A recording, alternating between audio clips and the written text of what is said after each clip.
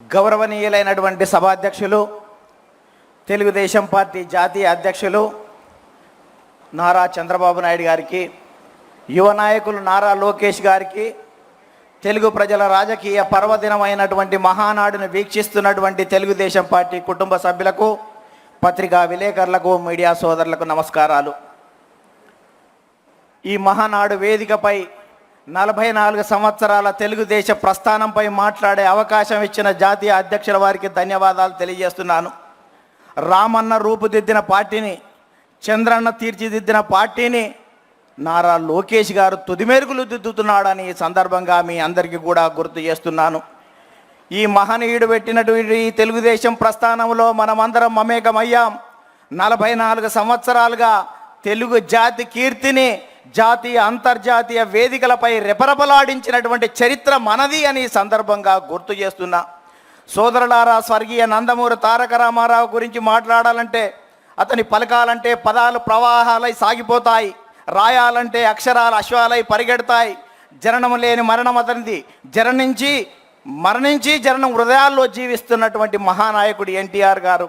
అందుకనే ఒక తరానికి స్ఫూర్తిగా నిలిచాడు, ఒక తరానికి మార్గదర్శకుడు అయ్యాడు.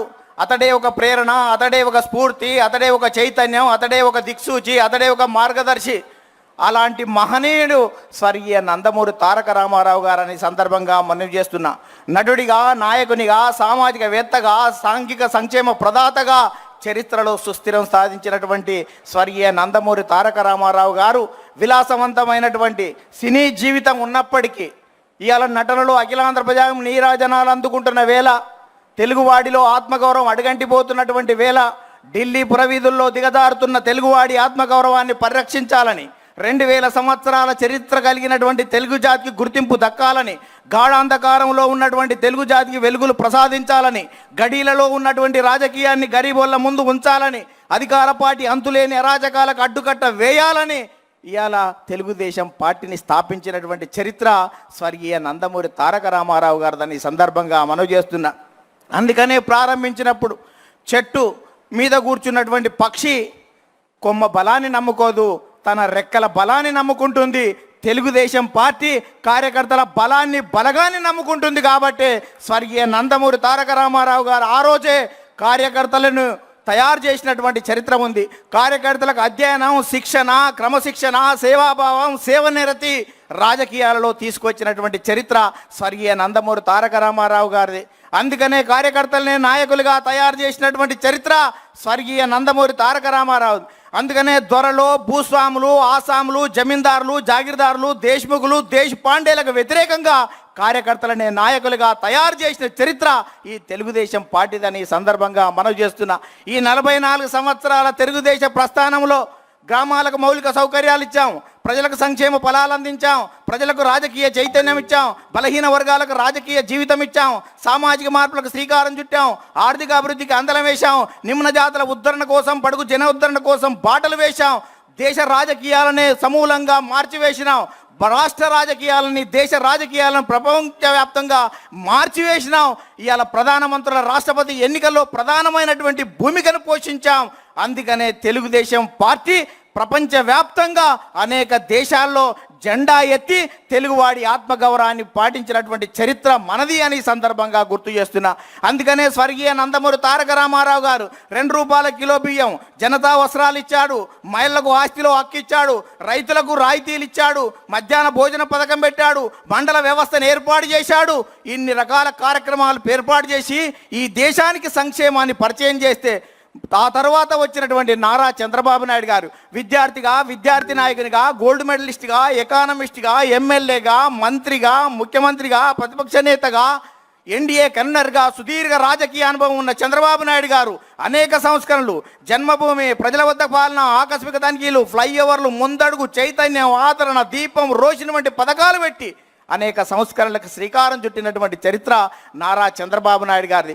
అందుకనే 44 సంవత్సరాలు గడుస్తున్నా నారా అంటే జనం రారా అని పిలుస్తున్నటువంటి చరిత్ర ఈ రాష్ట్రంలో ఉందని. అందుకనే చంద్రబాబు నాయుడుకు ప్రపంచవ్యాప్తంగా ఉన్నటువంటి అవకాశాలను యువత పునికి పుచ్చుకొని వెదికి పట్టుకోవాలనే ఉద్దేశంతో ఇవాళ విద్యకు ప్రాధాన్యత ఇస్తే ఇవాళ హైదరాబాద్ ఉమ్మడి రాష్ట్రంలో మైక్రోసాఫ్ట్ వచ్చింది, ఇన్ఫోసిస్ వచ్చింది, IRDA వచ్చింది, IIIT వచ్చింది, నల్సార్ వచ్చింది, నిఫ్ట్ వచ్చింది, ఇవాళ నేషనల్ కన్స్ట్రక్షన్ వచ్చింది, బయోటెక్నాలజీ పార్కు వచ్చింది, హైటెక్ సిటీ వచ్చింది, శిల్పారామం వచ్చింది. ఇవాళ భారతదేశంలో ప్రపంచంలో తెలుగువాడి ఖ్యాతిని నలుదికలా విస్తరించినటువంటి చరిత్ర ఇవాళ చంద్రబాబు నాయుడు గారు దాన్ని ఈ సందర్భంగా గుర్తు చేస్తున్నాను. అందుకనే ఈ రాష్ట్రం విడిపోయిన తర్వాత కూడా ఇక్కడికి మనం ఐటీ గురించి ఆలోచిస్తే సార్ AI గురించి, క్వాంటం గురించి, ఇవాళ డేటా సెంటర్ల గురించి మనకంటే ముందు ఆలోచిస్తున్నటువంటి మీ నాయకత్వంలో ఈ రాష్ట్రం సుభిక్షంగా ఉంటుంది.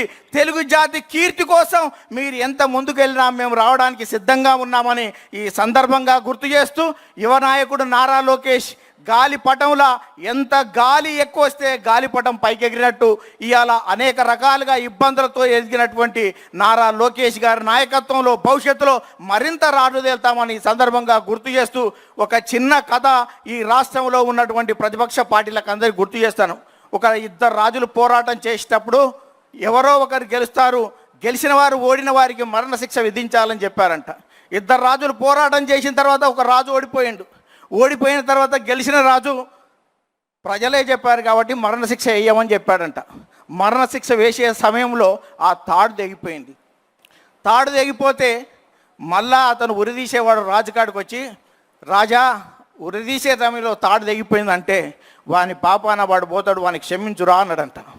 క్షమించురా అని చెప్తే మళ్ళీ అక్కడికి వెళ్ళాడంట. వెళ్ళి మీ రాజు ఏమన్నాడు అన్నాడంట. ఏమన్నాడు అంటే మా రాజు నిన్ను ఉరిదీయొద్దంటాడు అనుకున్నావు కదా అన్నాడంట. అవును మీ రాజు నైజం అది కదా, అతను ఉరిదీయనీయడు అంటే, ఓ పిచ్చోడా మా రాజు అక్కడ లేడు, మా యువరాజు ఉన్నాడు, ఇలా సచ్చే వరకు ఉరిదీయమని చెప్పిండు అని చెప్పిండంట. అందుకనే రాష్ట్ర రాజకీయాల నుంచి ఇప్పటి నుంచి మాట్లాడేటువంటి నాయకులు భవిష్యత్తులో తెలుగుదేశ పరిణామాలు ఏ రకంగా ఉంటాయో గుర్తుపెట్టుకోవాలని మీ అందరికీ గుర్తు చేస్తూ ముగిస్తున్నాను. ధన్యవాదాలు.